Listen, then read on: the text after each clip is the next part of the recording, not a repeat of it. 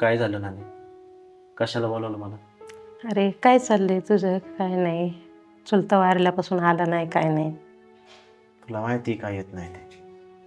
हा मस्त माहीत आहे, पण आता तुमच्याशिवाय कोण आहे रे आम्हाला. बरं, कशाला बोलवलं होतं सांग. म्हणणं असं होतं का जरा येत जा तू तात्या, तुम्ही आमच्या घरातले मोठे माणसं आहेत. आणि दुसरी गोष्ट हिचं लग्न जमलंय.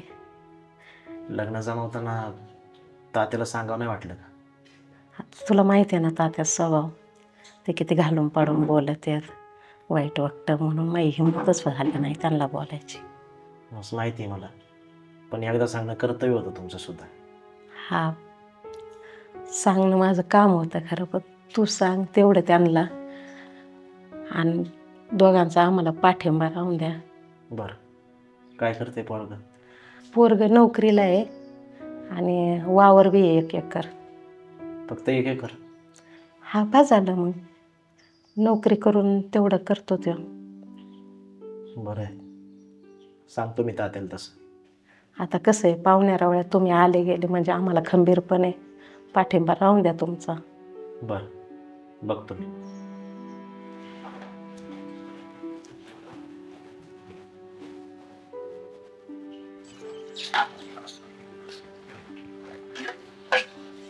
काय रे, कशाला बोलवलं त्या नानीनं? काय नाही, कोमलचं लग्न जमलंय सांगायला. जमलं होईल लग्न? आणि परत जमावलं का? का मी आहे ना चुलता, का मी आलो होतो? मी कशाला चिडताय तात्या आता? हा, इथून मागं नाही दिसलं तुम्हाला त्यांचं घरदार, आता कशाला चिडता मग? अरे घरदार बघायजोगं ठेवलं होतं का? मी त्या नानाला किती समजून सांगितलं होतं. अरे वावराच्या वेळी किती भांडला तो, आणि वाटणीच्या वेळी काय केलं रे? वाटणीच्या वेळी त्यांनी राख किती बरड जमीन मला देऊन टाकली, आणि स्वतःला घेतली खालची मळई काळवटीची. घेतली वरनं बांधाला आहेच त्याची कुरकुर कायम. आणि असल्यांचं तरी कसं काय चांगलं होतं रे? आपल्या जुन्या गोष्टी त्यांच्या मागे त्या गेल्या, आता त्या सोडून द्या. का त्याच्यावर आयुष्यभर रडत बसणार आहे? जी माणसं आपल्या आयुष्यात आहेत त्यांच्यासाठी जगा ना. काय जगायची गरज नाही. आणि तुला नाही माहिती, ही नानी बी तेव्हा त्याची बाजू घेऊन बोलायची. पाहुण्या रावड्यांनी बी त्यांचीच बाजू घेतली, माझ्या बाजूनी कुत्रं नव्हतं ऐकायला. आणि आता बरं तुला घरी बोलून घेती. हा, मी काय म्हणतो योग्य, एक काम कर, लग्न कुठं जमलंय काय माहिती काढली का तू? नाही. माझ्या कानावर आलंय, आपल्या शेजारच्या गावातलं पोरगे आहे ना, तिथलंच ते आदित्य म्हणून एक पोरगे, त्याच्याबरोबरच तिचं लग्न जमलंय. कामाला बी चांगलं आहे बरं का ती. योग्या, काही करून हे लग्न मोड. काय बोलताय तात्या तुम्ही? हा, किती काही झालं कसंही असलं तरी माझी बहीण आहे ती, तिचंच लग्न मला मोडायला सांगताय? त्याला काय झालं? अरे तिच्या बापाचा भाऊच होतो ना मी, त्यांनी काय कसर ठेवली रे माझी? हा, फार अंगावर धाव यायचा माझ्या. बाकी काय नाही तात्या, तुमच्या मनात ना फक्त सुडाची भावना आहे. मला आपली माणसं कळा ना, आणि माणुसकी कळा, सगळंच सोडलंय तुम्ही आता. योग्य, तुझ्याकडून तत्वज्ञान शिकायची गरज नाही मला. सांगितलंय तेवढं कर, आणि हे लग्न मोड. मला बाकीचं काय माहिती नाही. माझा पोरगा असेल ना तर तुला हे करावंच लागेल. चांगलंय, तुमच्या बुद्धीला पटत आहे ना, आम्ही घेतो पटून.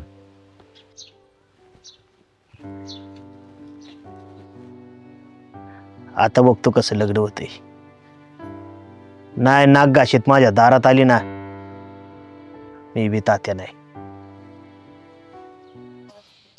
मग काय चहा पाणी येणार? नाही, चहा पाणी वगैरे घेऊनच आलो. आदित्य नाव नाही का तुमचं? हो. तेच माझ्या बहिणीसोबत तुमचं लग्न जमलंय असं कळलं, म्हणून थोडी माहिती काढून म्हटलं भेटावं. बरं, सांगितलेलं सगळं लक्षात आहे? हो आहे, चांगलंच लक्षात आहे. तेच लक्षात ठेवा. लोक काही सांगतील, म्हटलं तुम्ही आमच्या गावचे शेजारचेच आहे. कसं तुमचंही चांगलं झालं पाहिजे अशी माझी भावना आहे. बरोबर. येतो मग. ठीक आहे. तेवढं लक्षात असू दे मात्र. हो.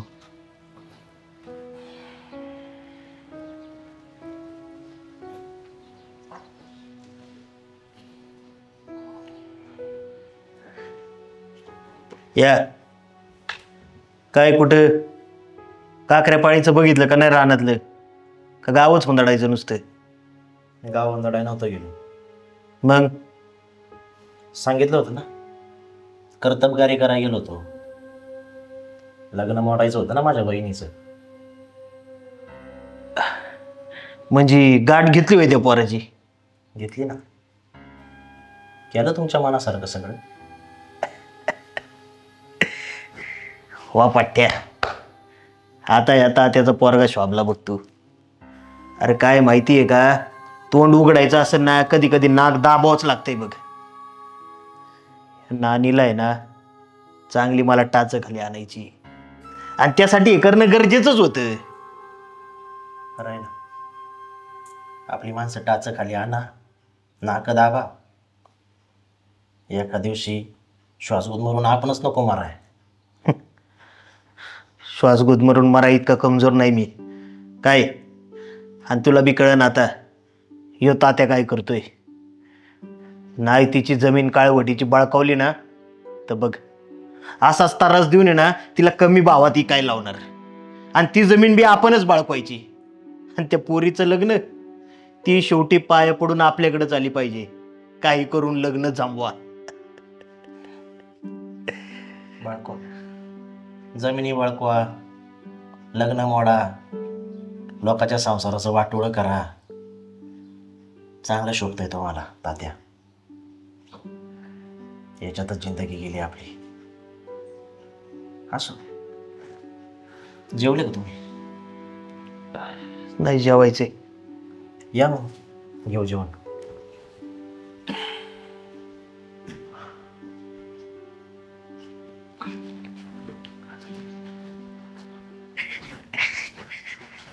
योग्या, तुला म्हणलं होतं ना नाक दाबल्याशिवाय तोंड उघडत नाही. आली बघ तुझी नानी आपल्या दारात. आता पडन माझ्या पाया. अरे तुला सांगतो,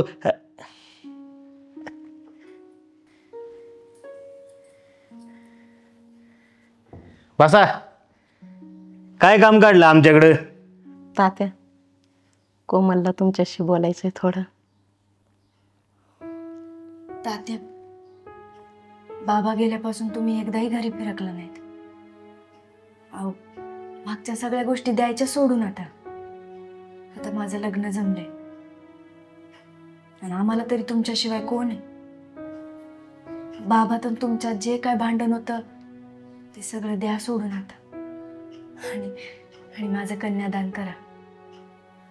आणि मला काही सक्का भाऊ नाही, त्यामुळे तुम्हाला जे काही शेती ठेवायची ते ठेवून घ्या तुम्ही.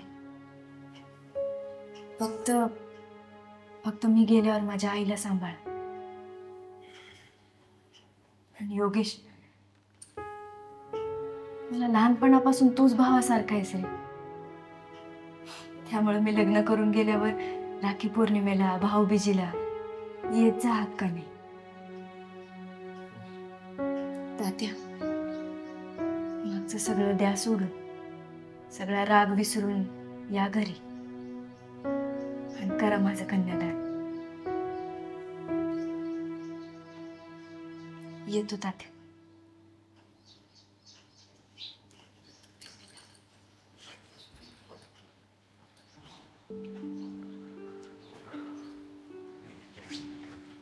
हे योग्य, अरे मला तर वाटलं यांचं लग्न मोडलं असं.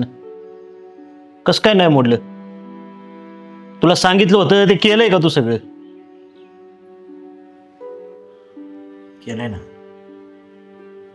आयुष्यभर तुम्ही हाच विचार केलाय, त्यांचं वाटोळं कसं होईल, त्यांचं वाईट कसं होईल. कोण लाज वाटायला पाहिजे तात्या. माझ्याच बहिणीचं लग्न तुम्ही मला मोडायला सांगताय. म्हणजे तू लग्न मोडलं नाही, फासलं ना माझ्या तोंडाला काळ. एक विचार केलाय, लग्न मोडलं असतं तर तिचं तोंड काळ नसतं झालं तात्या. शेवटी आपल्या कुटुंबाशी नाळ जोडली गेली त्यांची. अख्ख्या खानदानाचं तोंड काळ झालं असतं. तोंडाला काळ फासलं मला. एका गोष्टीचं ना समाधान वाटतंय मला. मला बहीण नाही आणि तुमच्या पोटाला पोरगी नाही. तशी लायकीच नाही म्हणा आपली. कन्यादान, अहो लय मोठं नशीब लागतंय कन्यादान करायला. आणि गेल्या जन्माचं पुण्य सुद्धा. आपण आहेच कर्म दरिद्री, असेल तुमचं मागच्या जन्मातलं काहीतरी पुण्य आहे म्हणून तुमच्या वाट्याला कन्यादान करायला येते. ते आता करायचं का लग्न मोडायचं तुम्ही ठरवा. काय बोलायचं तुम्हाला, करा तुमच्या मनासारखं.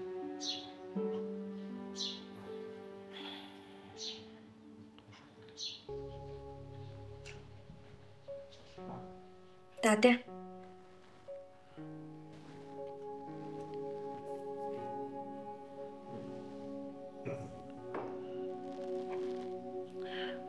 वहिनी, लग्नाची तयारी कुठपर्यंत आली?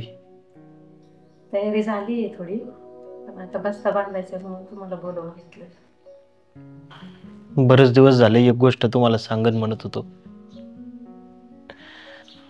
वहिनी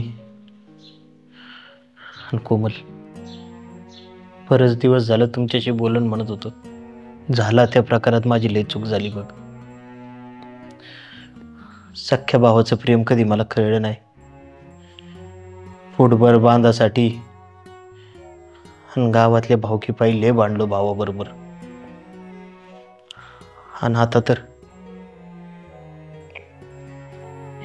हे बघ बाळा, तुला लग्नासाठी काय संसार लागन, काय बस्ता बांधायचा आहे आणि तुझी काय हाऊस मौज असेल ना ती मला सांग. मी सगळी पूर्ण करेन बघ. आणि वहिनी, मला पोटची पोरगी नाही. हिला मी माझ्या पोरीप्रमाणे कन्यादान करून सासरी पाठवल. आणि आता परत कधी आली ना तर माहेरी आमच्या घरी यायचं बरं का डायरेक्ट. आणि चुलत्याला ह्या वडिलाच्या जागी धरायचं. झालं गेलं विसरून जाऊ वहिनी, आणि आपण सगळी लग्नाच्या तयारीला लागू आता. बरं वाटलं तात्या तुम्ही आलात. तात्या आशीर्वाद द्या.